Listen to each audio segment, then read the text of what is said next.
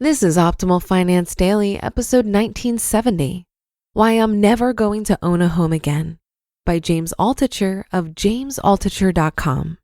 And I'm your host and personal finance enthusiast, Diana Merriam.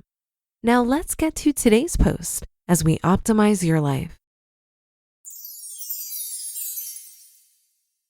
Why I'm Never Going to Own a Home Again, by James Altucher of jamesaltucher.com. Many people have said to me in the past month, I'm going to buy a home. Or what do you think of the idea of me buying a home? I like this second batch of people. They're my friends, and it seems like they're sincerely asking for my advice, and I'm going to give it to them, whether they meant it or not. I have some stories about owning a home. One of them is where I describe my complete path into utter depravity and insanity. The other one is still too personal. It's filled with about as much pain as I can fit onto a page. Oh, I have a third one also from when I was growing up, but I don't want to upset anyone in my family, so I'll leave it out.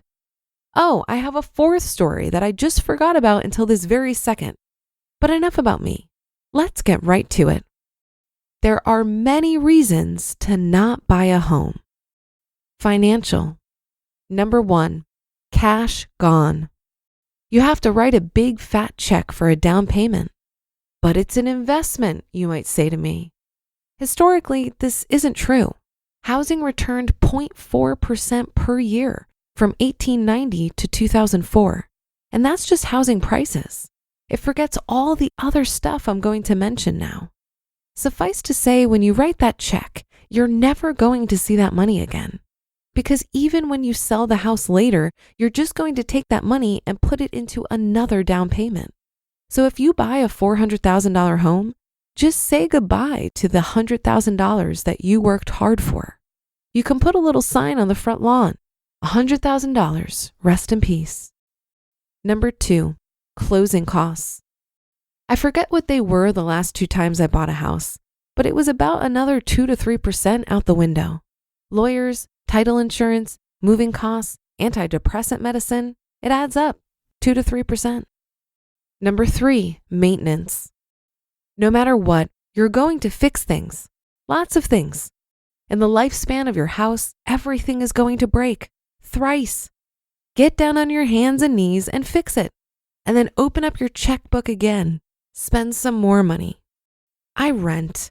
My dishwasher doesn't work, I call the landlord and he fixes it. Or I buy a new one and deduct it from my rent.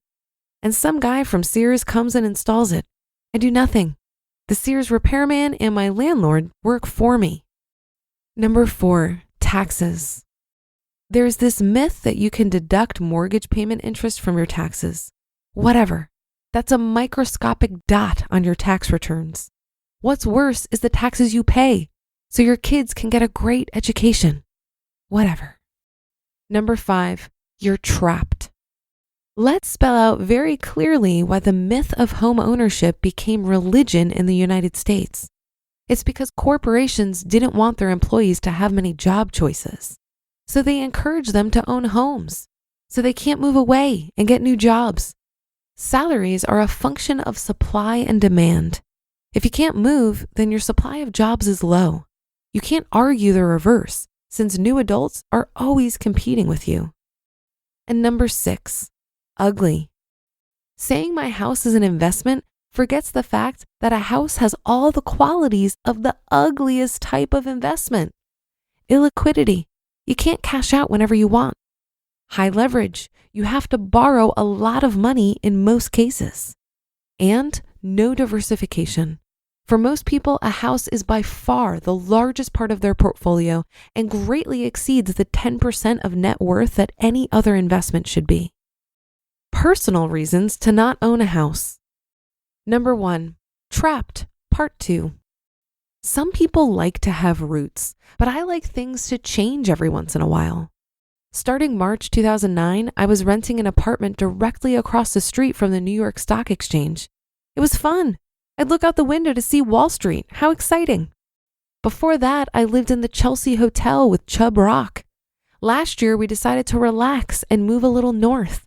Now I look out the window and see the Hudson River, and it's quiet, and I can walk along the river in the morning with no noise. It took us 2 weeks to pick a place and move. No hassles. I like to live a hassle-free life.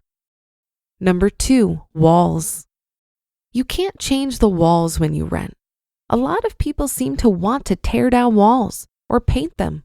Sometimes when you rent, you can't do these things. Well, make sure you have a landlord that lets you tear down walls. There must be some ancient evolutionary tick that makes us want to tear down walls or put nails in them or paint them. I don't get it. I like the walls to stay right where they are. Number 3, rent. People will argue that the price of the mortgage, maintenance, taxes, etc. is all baked into the price of rent.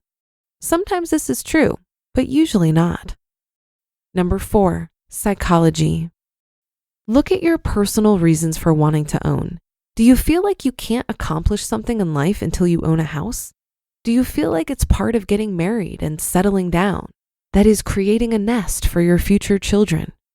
For you, is it a part of becoming an adult? Is this what your parents taught you? Examine the real reasons you want to own and make sure they're coming from a good spot in your heart. Number 5, your time. Do you really want to spend all that time working on your house? Is this where your time is best spent towards creating a happy and fulfilled life for yourself? Number 6, choices. I feel when I rent, I always have the choice to leave, to live wherever in the world I want, whenever I want. Adventure becomes a possibility, even if I never take advantage of it. Number 7, stress. For me, not for everyone, owning a home equals stress. I saw what my parents went through at their worst moments owning a home. I saw what I and others went through in the internet bust when I first owned a home. I saw what people went through in 2008. People were killing themselves. I don't like that sort of stress. And number 8, cash is king. I like cash in the bank. I like having access to it. I don't like it all tied up in one illiquid asset. I want to fill a bathtub with all the dollar bills I would have used as a down payment on a house. I want to bathe in that bathtub. I'm going to do that later today, in fact. By the way, this is going to sound like a contradiction, but I think housing is a great investment right now. I think housing prices have gone down far enough as of when this article was written in 2019, and I can list the reasons why housing as an abstract investment concept is going to go higher from here. But I don't like to write about investing on this blog. Suffice to say, there are many stocks you can buy with leverage if you want to take advantage of the rise in housing. But I'm never going to buy a home again and sit there in the middle of the night thinking, why the hell did I do this to myself again? You just listened to the post titled, Why I'm Never Going to Own a Home Again by James Altucher of jamesaltucher.com.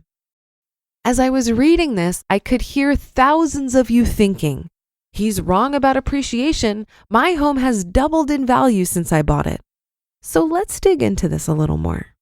While I'm personally not a real estate investor, I had the pleasure of recently seeing Rich Carey from Rich on Money speak at Camp Fi about this very topic. Rich owns 30 rental units, and I was really surprised at what he had to say about appreciation. He was making the point that real estate investors need to focus on cash flow and only buy properties that fit the 1% rule, which basically states that the property's monthly rent must be equal to or no less than 1% of the purchase price. Many people who invest in high cost of living areas where properties that follow the 1% rule are nearly impossible to find will often say they're banking on appreciation of the property over the long run. The trouble is that over the long run, appreciation in real estate typically just keeps up with inflation.